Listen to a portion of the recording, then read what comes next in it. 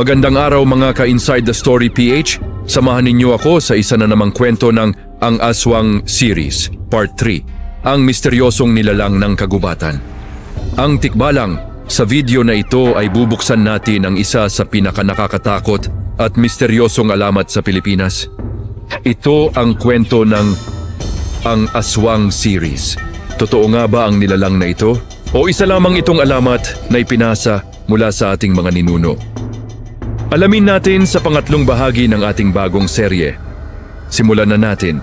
Sa mga sinaunang alamat sa Philippines, isa sa mga pinakamisteryosong nilalang ng kagubatan ay ang tikbalang. Ang tikbalang ay inilalarawan bilang isang nilalang na may katawan ng tao, ngunit ulo ng kabayo, at mahaba ang mga braso at binti nito. At sinasabing napakatangkad kumpara sa ordinaryong tao. Ayon sa mga alamat, ang tikbalang ay karaniwang nakatira sa malalalim na kagubatan, lalo na sa mga lugar na bihira puntahan ng tao. Hindi tulad ng ibang aswang, ang tikbalang ay hindi kilala sa direktang pag-atake sa tao. Sa halip, kilala ito sa panliligaw ng mga tao sa kagubatan. Maraming kwento ang nagsasabi na kapag ang isang tao ay naglalakad sa gubat at bigla siyang nawawala sa direksyon, maaring gawa raw ito ng tikbalang. Kahit gaano pa kalayo ang lakad ng tao, minsan ay bumabalik lamang siya sa parehong lugar. Ito ang dahilan kung bakit maraming matatanda ang nagsasabing may nilalang na naglalaro sa isip ng mga naliligaw sa kagubatan. Sa iba't ibang probinsya ng Pilipinas, may mga tao na nagsasabing nakaranas sila ng kakaibang pangyayari habang nasa kagubatan. May ilan na nagsasabing may narinig silang malalakas na yabag sa likod nila kahit wala naman silang kasamang tao. May iba naman na nagsasabing may nakita silang malaking anino na tila may ulo ng kabayo sa pagitan ng mga puno. Bagamat walang siyentipikong ebidensya na nagpapatunay sa mga kwentong ito, patuloy pa rin itong ipinapasa mula sa isang henerasyon patungo sa susunod. Ayon sa ilang alamat, ang tikbalang ay may kakaibang lihim. Sinasabing mayroon itong 3 gintong buhok sa kanyang mane.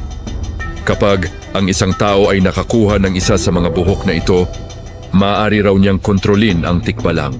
Ngunit ayon sa mga kwento, napakahirap gawin ito dahil napakabilis at napakalakas ng nilalang na ito. Sa maraming kultura sa mundo, may mga kwento tungkol sa mga nilalang na nagbabantay sa kalikasan. Sa Pilipinas, ang tikbalang ay isa sa mga nilalang na sinasabing tagapangalaga ng kagubatan. Maaaring ang mga kwentong ito ay nagsilbing paraan ng ating mga ninuno upang igalang at pangalagaan ang kalikasan. Mga ka-Inside the Story PH, ang tikbalang ay isa sa mga pinakakilalang nilalang sa folklore ng Philippines. Ngunit ang tanong, ito ba ay alamat lamang? O may mga misteryo sa kagubatan na hindi pa natin lubos na nauunawaan? Sa susunod na episode ng ating Aswang Series, tatalakayin natin ang Part 4, isa pang nilalang na matagal ng bahagi ng mga alamat ng Pilipinas, ang kapre. At tandaan, sa katahimikan ng kagubatan, may mga nilalang na mas mabuting manatiling misteryo na lang. Maraming salamat mga ka-Inside the Story PH sa inyong panonood sa isa na namang kwento ng Ang Aswang Series. Part 3, ang misteryosong nilalang ng kagubatan, ang tikbalang. Kung nagustuhan ninyo ang video na ito, huwag kalimutang mag-like, mag-share, mag-comment, mag-follow at mag-subscribe sa Inside the Story PH para sa mas marami pang kwento ng misteryo, kasaysayan at mga pangyayaring patuloy na nagbibigay ng tanong sa ating mundo. Ito ang Inside the Story PH. Magkita-kita tayong muli sa susunod na episode. Hanggang sa muli mga ka-Inside the Story PH. Paalam!